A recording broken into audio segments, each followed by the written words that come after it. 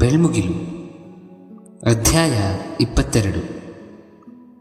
ಹಿಂದಿನ ಯಾವುದೇ episode miss ಆಗಿರುವವರು ಕೆಳಗಿರುವ ಡಿಸ್ಕ್ರಿಪ್ಷನ್ನಲ್ಲಿ ಕೊಟ್ಟಿರುವ ಲಿಂಕ್ಸನ್ನು ಕ್ಲಿಕ್ ಮಾಡಿ ಹೋಗಿ ಬೇಗ ಕೇಳಿ ಬನ್ನಿ. ಕಥೆ.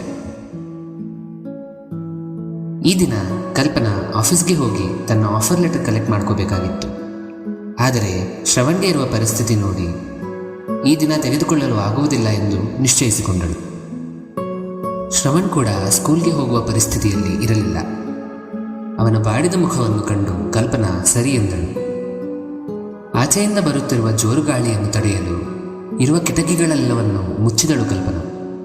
ಮಳೆ ಬರುವ ಸೂಚನೆಗಳನ್ನು ಕಂಡು ಅದನ್ನು ತನ್ನ ಅನುಪಸ್ಥಿತಿಗೆ ಕಾರಣವಾಗಿಸಿಕೊಂಡಳು ತಲೆಯನ್ನು. ಅವಳ ಮುಖ್ಯ ಗಮನ ಈಗ ಶ್ರವಣ್ಣ ನೋಡಿಕೊಳ್ಳುವುದರಲ್ಲಿ ಇದ್ದಿತು. ಆದರೂ ಆಫೀಸ್ಗೆ ಹೋಗಬೇಕಿದ್ದ ಕಾರಣಗಳು ಅವಳನ್ನು ಯೋಚನೆ ಮಾಡಲು ಪ್ರೇರೇಪಿಸುತ್ತಿತ್ತು. ಆಫೀಸ್ಗೆ ಹೋಗಿ ತನ್ನ ಆಫರ್ ಲೆಟರ್ ತೆಗೆದುಕೊಂಡಿದ್ದರೆ ಅದನ್ನು ಪ್ರೊಡ್ಯೂಸ್ ಮಾಡಿ ಇನ್ಕಮ್ ಸರ್ಟಿಫಿಕೇಟ್ ಥರ ಬಳಸಿ ಲೋನ್ ಸ್ಯಾಂಕ್ಷನ್ ಮಾಡ್ಕೋಬೋದು ಎಂದು ಹೇಳಿದ್ದ ಒಬ್ಬ ಬ್ಯಾಂಕ್ ಆಫೀಸರ್ ಮಾತುಗಳು ತನ್ನ ತಲೆಯಲ್ಲಿ ತೇಲಾಡುತ್ತಿತ್ತು.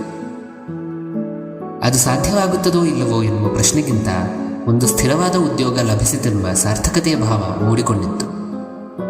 ಆದರೆ ಅದು ಇನ್ನೊಂದು ದಿನಕ್ಕೆ ಕಾಯಬೇಕು. ಶ್ರವಣ್ ಮತ್ತೆ ಮಲಗಿಕೊಂಡಿದ್ದ. ಆಕೆ ಅವನ ಮೈ ಮುಟ್ಟಿ ನೋಡಿದಳು. ಜ್ವರ ಏನೂ ಇರಲಿಲ್ಲ.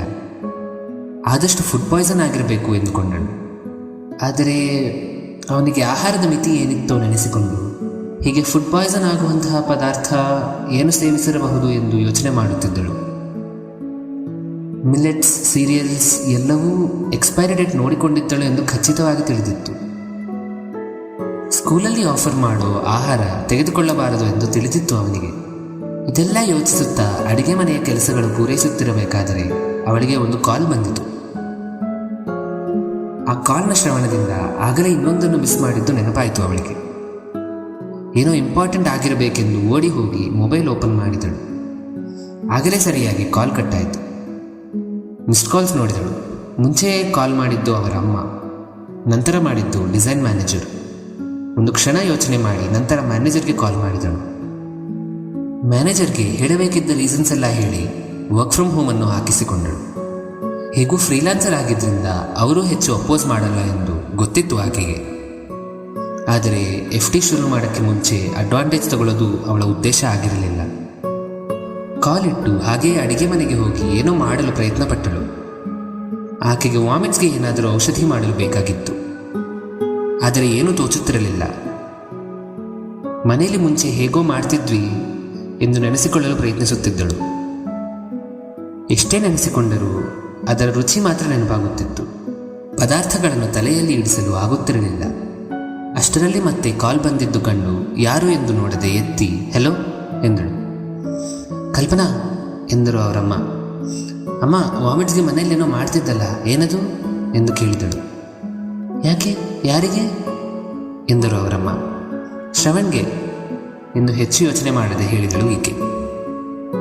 ಅದು ಶುಂಠಿ ಮತ್ತು ಜೀರಿಗೆ 2 ನೀರಲ್ಲಿ ಕುದಿಸಿ ಜೊತೆಗೆ ಅವನಿಗೆ ಸೇರೋಕ್ಕೆ ಸ್ವಲ್ಪ ಜೇನುತುಪ್ಪ ಹಾಕಿಕೊಡು, 1-2-3 ಸತಿ ಕೊಡು ಎಂದರು. 1-2-3 ಎಂದು ಯೋಚನೆ ಬಂದಿತು ಈಕೆಗೆ.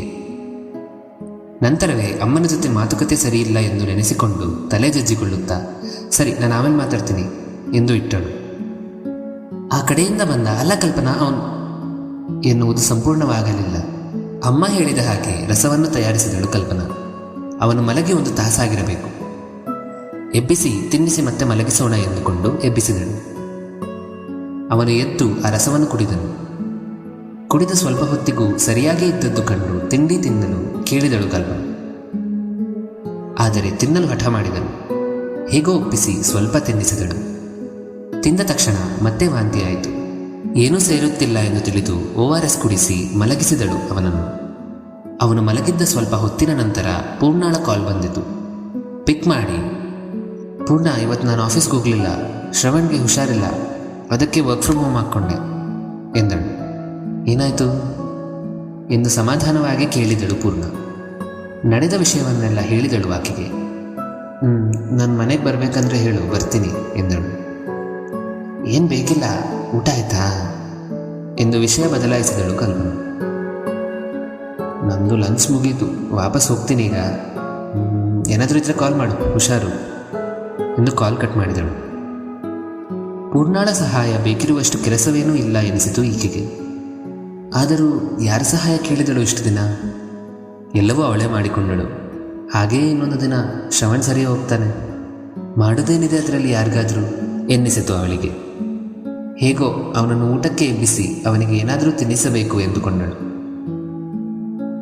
ಅವನು ಎದ್ದು ಸ್ವಲ್ಪ ಊಟ ಮಾಡಿದನು.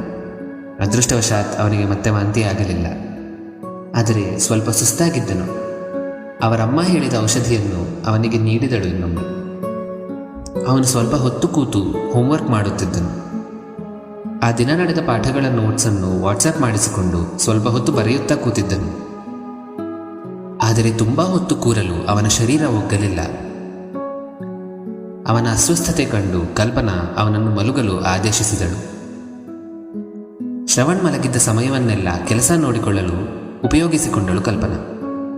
ಎಷ್ಟೇ ಮನೆಯಲ್ಲಿ ಕಷ್ಟಗಳಿದ್ದರೂ ಕೆಲಸದ ವಿಷಯದಲ್ಲಿ ಕಾಂಪ್ರಮೈಸ್ ಆಗಬಾರದೆಂದು ದೃಢವಾಗಿ ಕೂತಿದ್ದಳು.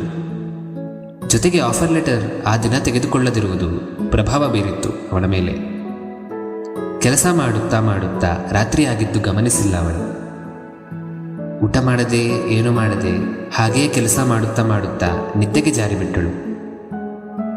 ಗಾಢ ನಿದ್ದೆಯಲ್ಲಿದ್ದ ಅವಳಿಗೆ ಒಂದು ಸದ್ದು ಎಚ್ಚರಿಕೆಯನ್ನು ನೀಡಿತು. ಏನಾ ಸದ್ದು? ಏನಾಗಿರಬಹುದು? Is everything all right? ಎಲ್ಲ ಗೊತ್ತಾಗಬೇಕು ಅಂದರೆ ನೆಕ್ಸ್ಟ್ ಎಪಿಸೋಡ್ಗಾಗಿ ಕಾಯಬೇಕು. Once again, thank you everyone for all the love that you are giving to this podcast. Just 3 more episodes. I am very excited to share with you. ಅದು ಹೇಗೆ ಬರುತ್ತೋ ನೋಡಬೇಕು. So ಮುಂದಿನ ಅಧ್ಯಾಯದಲ್ಲಿ ಭೇಟಿಯಾಗೋಣ. ಕಥೆ ಹೆಸರು ಬೆಳ್ಮುಗಿಲು. ನನ್ನ ಹೆಸರು ವಂಶಿ. ಜೈ ಶ್ರೀರಾಮ್.